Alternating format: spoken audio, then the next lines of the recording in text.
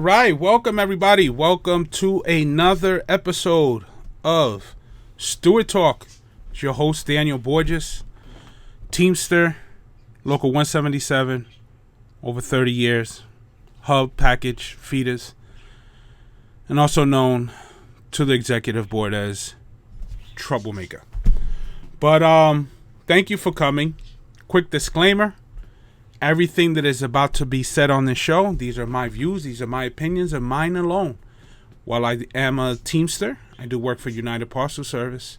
I do not represent either one of the two in this video. I only represent myself and myself alone. So now that we got that out of the way, let's get on with the show. Today we are going to talk about the pension. The pension $300 bump that is such a mystery on how we got it. They just give it to us. They just tell us this is what we did. And let's get started. Right before we had the nominations, they sent the mass text message, one of the business agents sent to the shop stewards to send to every member.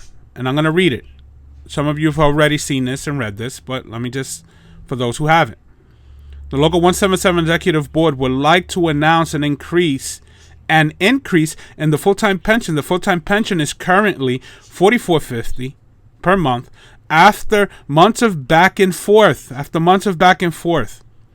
Local 177 Union trustees are happy to announce that the full-time pension will be increased $300 a month to $47.50 effective 1/1/23, right after peak season. Question: who's the back and forth with?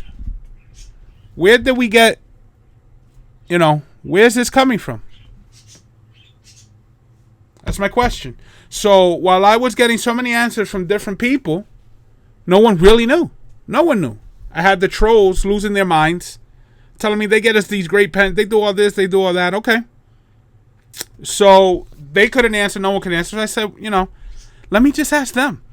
I send a text message, which I will put at the bottom of the video. I will put the entire text message with questions that I asked them about the pension, about every scenario that I could possibly think of how we got it.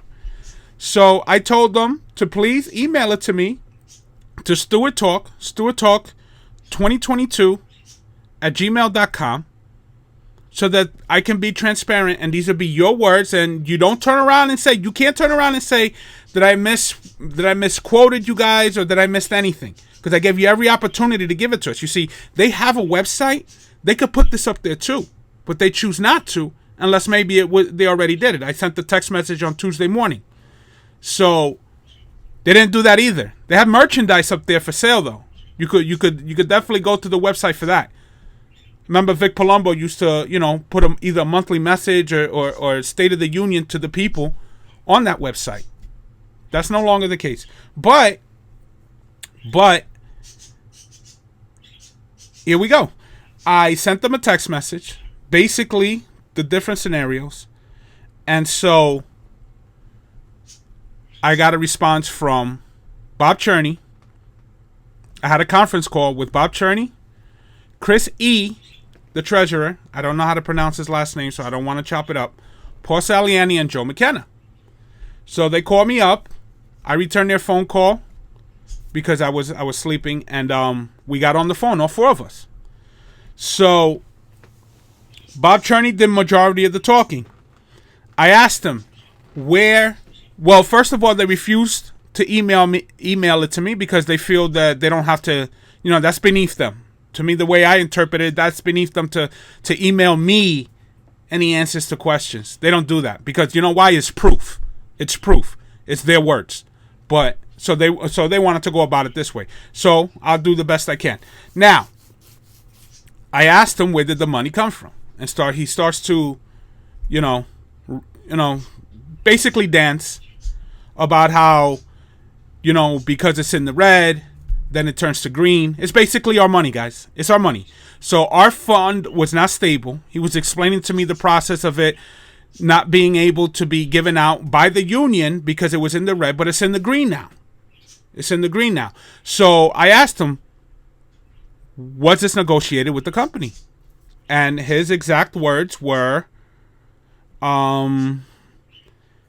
they took it out of the negotiations. Basically, what he was telling me was that companies don't want to negotiate. UPS isn't going to negotiate it. So they took it out of their hands and chose it upon themselves to give us the raise from our money. If you all remember, we were putting in 50 cents, half of our raise, the contract before, for about 4 years to get the fund back up.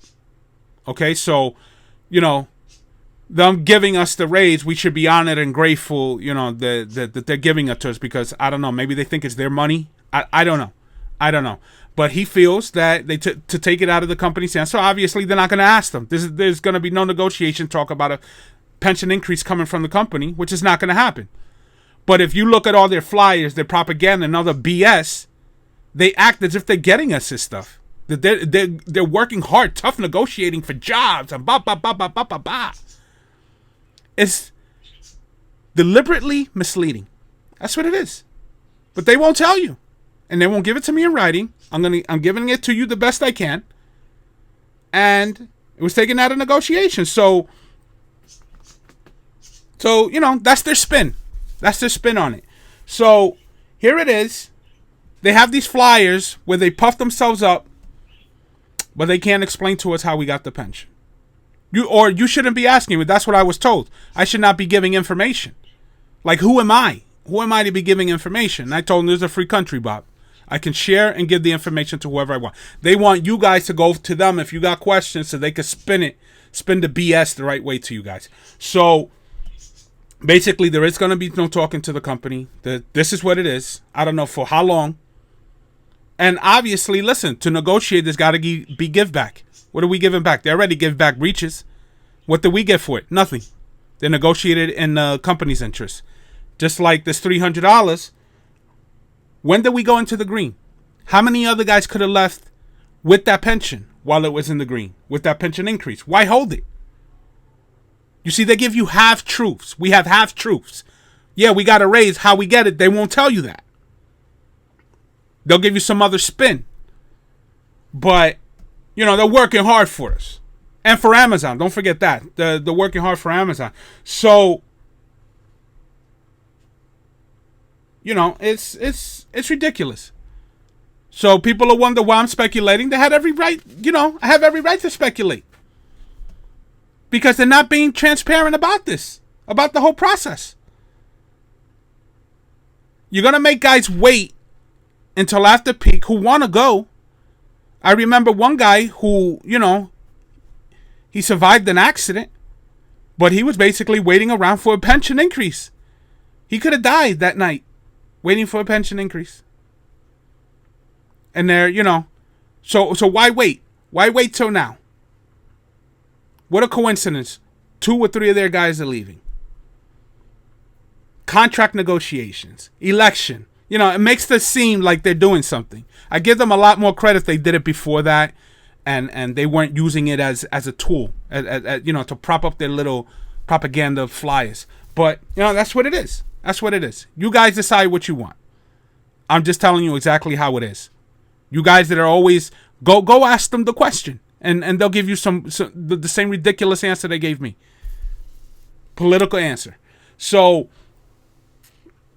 I'm not supposed to give you, Bob was upset that I'm going to share this with you guys. He feels that I should just be leading you guys along like, one of the puppet masters, and you go ask your master why we have what we have. And, I'm not allowed to share this information. And I told him he's out of his mind. This is a democracy. You see, Local 177, you can't have your own thoughts, opinions, or speak out. You can't have that. They're the ones in charge. We're not. You see, they got it wrong. They're the servants. They serve us. We don't serve them. This is what we need to understand. I'm qualified to answer this question if it's asked to me and I get it from them, but they refuse. They refuse to, put it on paper. And so they want to turn around and say, oh, Danny misquoted it. That's your problem. So post it. Post it on the website, email it to me, and I'll do this video again. That's exactly what you said to me. Okay? So, I guess I'm not qualified. Just like they keep saying Dino and Greg aren't qualified, because they're not qualified to be yes men. They're really not. And I'm not as qualified as Dan Gross isn't qualified to answer a question: do taxes and inflation on everyday goods, does that hurt families? Yes, it does hurt families. But Dan Gross couldn't answer that in Congress. He couldn't answer that. He said he needed an economist. He's not a professional, but he's going to represent us, and he knows our needs. Guys, this is what it is. This is what it is. This is the BS. I know a lot of the ballots are already out. It is what it is. And this is the end of the video. So listen. God bless. Good night. God bless America. Support Grimaldi and Kasheki if you haven't yet. And if, however this goes, at the end of the day, we got to get back to business. So, everyone, I hope this was helpful, and we'll see you next week. Have a good night.